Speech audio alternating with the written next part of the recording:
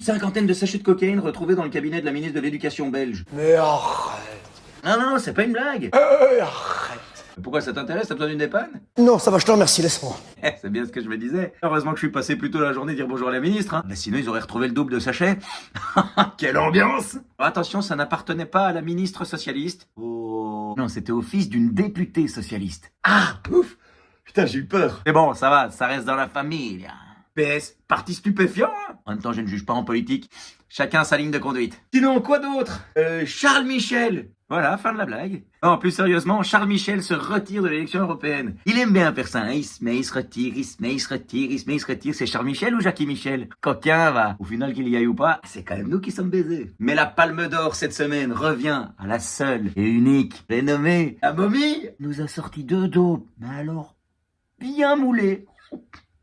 La première, il a déclaré, je cite, « En 2 ans, on commencera à voir les effets du plan de relance de la Wallonie. » Con, ça ose tout. Et c'est même à ça qu'on les reconnaît. Ah, c'est sûr. Et là, on a affaire à un con de compétition. Sérieux, dans 2 ans, on commencera à voir les effets du plan de relance. Ça fait un quart de siècle qu'il dit ça. C'est même pas une blague. La première fois que Di Rupo a présenté un plan de relance, c'était en 1999. On était encore en francs belges. 25 ans de relance. C'est toujours pas relancé. Oh, quel aveu d'échec. Putain, Di Rupo, capitaine du Titanic, même sans l'iceberg, il l'aurait fait couler. Et la deuxième daube. Oui, cette semaine, Di Rupo est en grande forme. Sûrement qu'il était passé dire bonjour à la ministre de l'Éducation avant.